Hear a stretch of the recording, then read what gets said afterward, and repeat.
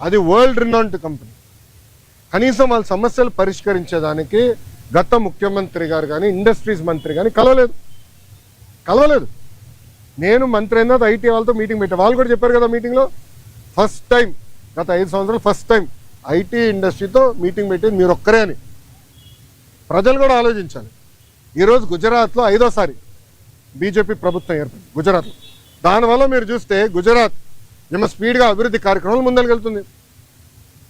మహారాష్ట్ర కన్సిస్టెంట్గా మళ్ళీ ప్రభుత్వం వచ్చింది. సో కన్సిస్టెన్సీ ఉండే గల పెట్టుబడులు పెట్టేదానికి పారిశ్రామికవేత్తలు ముందరికి వస్తున్నారు, వాళ్ళు పెట్టుబడులు పెడుతున్నారు, ముందరికి వెళ్తున్నారు. ఈ మన రాష్ట్రంలో ఏమైందంటే 2014 నుంచి 19 వరకు ఒక స్పీడ్గా వెళ్ళాం, కరెక్ట్గా వచ్చి బ్రేక్ పడింది. బ్రేక్ ఎలా పడింది కూడా నేను చెప్తా. పీపీఎల్ రద్దు చేయలేదా? ఒకే రాజధాని వద్దు 3 రాజధానులని ఒక రాజకీయ గేమ్ ఆడలేదా? దానివల్ల ఎవరు నష్టపోయారండి? ఆంధ్ర రాష్ట్ర ప్రజలు నష్టపోయారు, ఉత్తరాంధ్ర ప్రజలు నష్టపోయారు, రాయలసీమ ప్రజలు నష్టపోయారు. దయచేసి ప్రజలందరికీ గమనించాల. అందుకే మన ప్రధానమంత్రి గారు కానివ్వండి, ముఖ్యమంత్రి గారు కానివ్వండి, నేను కూడా నా స్పీచ్లో విశాఖపట్నంలో మళ్ళీ ఎన్డీఏ కూటమి గెలవాల్సిన అవసరం ఉందని చెప్పాను. మాకు ఇంకా 4 సంవత్సరాలు 5 నెలలు ఉంది ఎన్నికలకి. 4 సంవత్సరాలు 4 నెలలు 5 నెలలు ఉంది ఎన్నికలకి. ఎందుకంటున్నానంటే కన్సిస్టెన్సీ ఆఫ్ గవర్నమెంట్ ఉంటేనే కాన్ఫిడెన్స్ ఉంటుంది.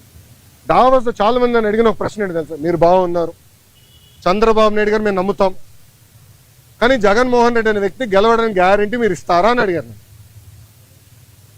గతంలో మేము చాలా ఇబ్బంది పడ్డాము, మళ్ళీ జగన్మోహన్ రెడ్డి గెలవడానికి గ్యారంటీ ఏంటని అడుగు. అమర్ రాజా బ్యాటరీ మీకు అందరు తెలుసు కదా. అమర్ రాజా బ్యాటరీ ఒక brand. Amar Raja battery corporate headquarters Chittoor జిల్లాలో ఉంటుంది. వాళ్ళు కట్టే పన్నులో ఇన్కమ్ ట్యాక్స్లో ఆంధ్ర రాష్ట్రానికి ఎక్కువ భాగం వాటా వస్తుంది. ఎందుకంటే వాళ్ళ హెడ్ క్వార్టర్స్ ఆంధ్ర రాష్ట్రం. ఆంధ్ర రాష్ట్రంలోనే highest tax payer Amar Raja battery. ఆ అమర్ రాజా బ్యాటరీని వేధించలేదా గత ప్రభుత్వం? ఇదే కోడిగుడ్డుని అడుగుతున్నా, నువ్వు వేధించలేదా? సైకోని అడుగుతున్నా, నువ్వు వేధించలేదా? లేబర్ రేట్ చేయించావు, పొల్యూషన్ రేట్ చేయించావు. అది మా సొంత జిల్లాలో ఉంది. 30 సంవత్సరాల నుంచి మా జిల్లాలో ఉంది. ఒక్కరికి లెడ్ పాయిజనింగ్ అవ్వలేదు స్వామి 30 సంవత్సరాల్లో. ఎందుకంటే వాళ్ళు highest ethics, highest standards maintain చేసే పని. అలాంటి కంపెనీని వెంటాడి ఏడిపిస్తే ఎవడొస్తాడండి పెట్టుబడి పెట్టేదానికి?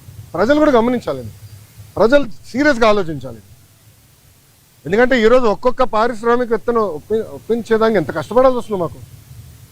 ఇప్పుడు కాగ్నిసెంట్ నేను ఎక్కడ కలిసానండి? కాగ్నిసెంట్ చైర్మన్ వాళ్ళ పెవిలియన్కి వెళ్ళి నేను కలిసాను. ఒక మంత్రిగా నాకు అవసరమా వేరే వాళ్ళ ఆఫీస్కి వెళ్ళి కలిసి? నేను ఎందుకు వెళ్ళా? మన పిల్లల కోసం నేను కమిట్మెంట్ ఇచ్చా, వాళ్ళ కోసం నేను వెళ్ళాలని పెవిలియన్కి వెళ్ళా. త్వరలోనే మంచి న్యూస్ కూడా వస్తుంది, ఉత్తరాంధ్ర విశాఖపట్నంకి వస్తుంది న్యూస్. స్వామి ఏంటండి? దావోస్లో కాదండి, జ్యూరిక్లో. Okay sir. అమ్మ రోజా గారికి జ్యూరిక్కి దావోస్కి తేడా ఏంటో తెలియదు. నన్ను ఏం చేయమంటారు స్వామి? పాపం ఆమెకు తెలీదు, దాంత అవగాహన లేనట్టుంది. కొంచెం వాస్తవాలు ఏంటి? జ్యూరిక్లో మేము దిగిన రోజు తెలుగు వాళ్ళందరూ బాబు గారిని కలవాలంటే మండే ఆఫ్టర్నూన్ 700 మందితో, ఎందుకంటే అక్కడ అందరూ బాగా కష్టపడతారు ఉద్యోగాలకు వెళ్ళే వ్యక్తులు. మండే ఆఫ్టర్నూన్ 700 మందితో మీటింగ్ పెట్టుకుంది. అక్కడ ఒక అతను నాకు ఎత్తాడు, చూపించాడు పేపర్, అన్న రెడ్ బుక్ గురించి మాట్లాడు అని చెప్పాడు. అతనికి సమాధానం చెప్తూ నేను మాట్లాడా, డావోస్ నేను మాట్లాడా. రెండోది మళ్ళీ చెప్తున్నా, రెడ్ బుక్ గురించి ఎందుకు వాళ్ళు భయపడుతున్నారు?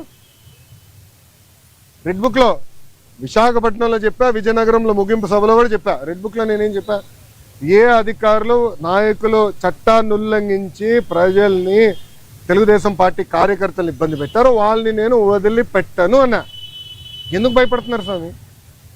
చట్టాలు ఉల్లంఘించే వాళ్ళు అన్నాను కదా, ఎందుకు భయపడుతున్నారు? చట్టాలు ఉల్లంఘించలేకపోతే ఆగి ఇంట్లో పడుకోండి అంటే ఆమె భయపడుతుంది చట్టం ఉల్లంఘించింది కానీ.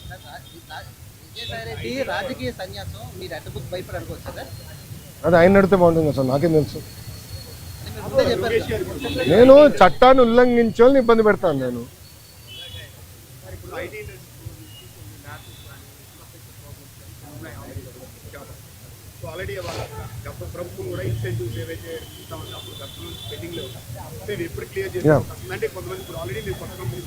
ఎస్ అన్న, ఇప్పుడు నేను ఆల్రెడీ వాళ్ళందరితో టచ్లో ఉన్నా. వాళ్ళు అడిగిన బేసిక్ కమ్యూనిటీస్, ఇప్పుడు బస్ అడిగారు, స్ట్రీట్ లైటింగ్ అడిగారు, ఆ బేసిక్.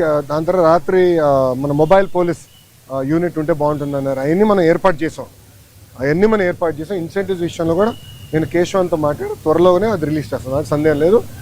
కొత్త కంపెనీస్ ఆల్రెడీ ఇప్పుడు టీసీఎస్ ఇది ఓపెన్ బుక్, పెద్ద విషయం లేదు, రెడ్ బుక్ కాదు, ఓపెన్ బుక్ కూడా మేము.